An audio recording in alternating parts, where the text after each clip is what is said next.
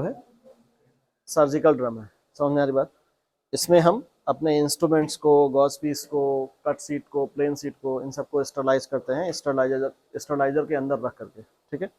तो अभी क्या है कि जैसे हमें इसको इसमें रखना है तो हम इसको रखते हैं। जैसे हमें कट सीट को अगर स्टरलाइज करना है, प्लेन सीट को स्टरलाइज करना है, तो इसमें हम ऐसा रखते हैं। ऐसा नहीं करते हैं कि ये सब एक साथ में ऐसे मोड़ करके ऐसे रख दिया, ठीक है, ऐसा कभी नहीं करेंगे।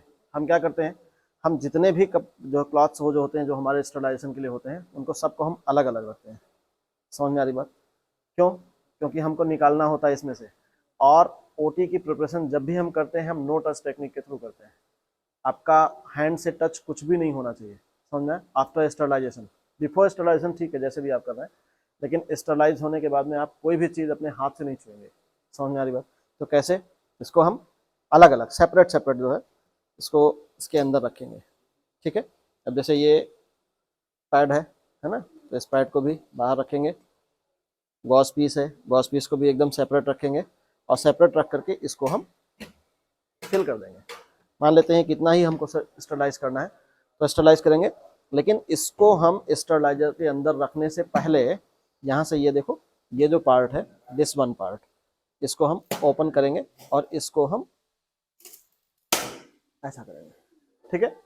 यहाँ से देखो होल्स आपको दिख रहे हैं ना, ये होल्स जो है इनके थ्रू स्टीम जा करके इसको क्या करेगी, पूरी तरीके से स्टरलाइज करेगी। जब अगर आप इसको बंद करके रखेंगे, इसको अगर ऐसे बंद करके रख दिए तो इसके अंदर कोई स्टीम नहीं जाएगी, तो स्टरलाइजेशन का कोई मतलब नहीं है, स्टरलाइज नहीं हो पाएगा। तो इसको हम क्या करते हैं, इसको हम घुमा लेते हैं, घुमा करके इसके होल्स को ओपन कर देते हैं, सर्जिकल ड्रम को बंद कर देते हैं और बंद करके इसको हम स्टरलाइजर के अंदर पुट कर देते हैं, ठीक है। स्टरलाइजेशन करते हैं, एक पर्टिकुलर टाइम होता है, उतने टाइम तक आपको स्टरलाइज करना है। उसके बाद में फिर उसको स्टरलाइजर को बंद करके सर्जिकल ड्रम को बाहर निकालना है। अब सर्जिकल ड्रम को बाहर निकाल रहे हैं तो हमें इसको क्लोज करना नहीं भूलना है, ठीक है।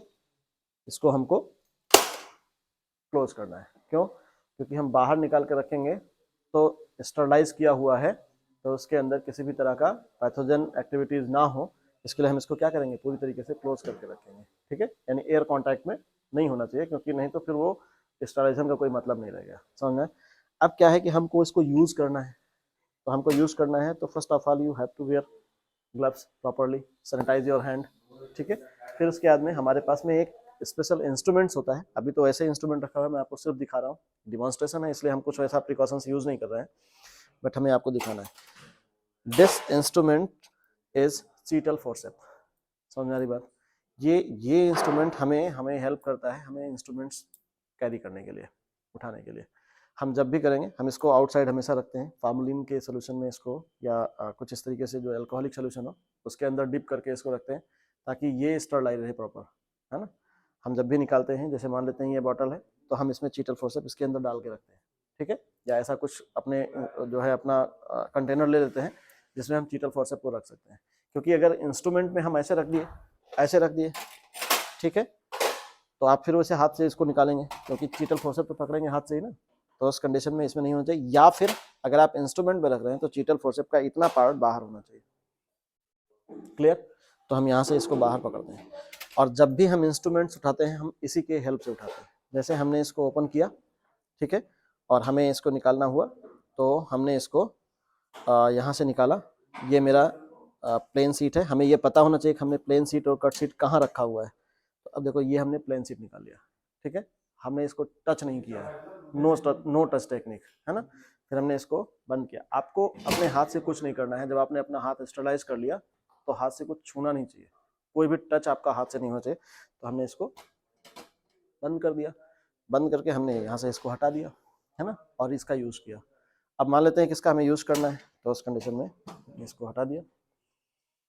अब आपको इसको ट्रॉली पर लगाना है ना, तो आपके पास में 2 चीटल फोर्सेप होनी चाहिए, ठीक है। तो 2 चीटल फोर्सेप उसके थ्रू, उसके हेल्प से करेंगे। हमेशा ध्यान रहे कि अंदर का अगर स्टरलाइज है तो हम बाहर की चीज़ों को यूज़ कर रहे हैं, हमें ऐसे इसको फोल्ड करना है कि अंदर का फोल्ड बाहर ना आवे, है ना। तो हमने इसको यहाँ रखा, फिर इसको पलटते चले गए, क्लियर।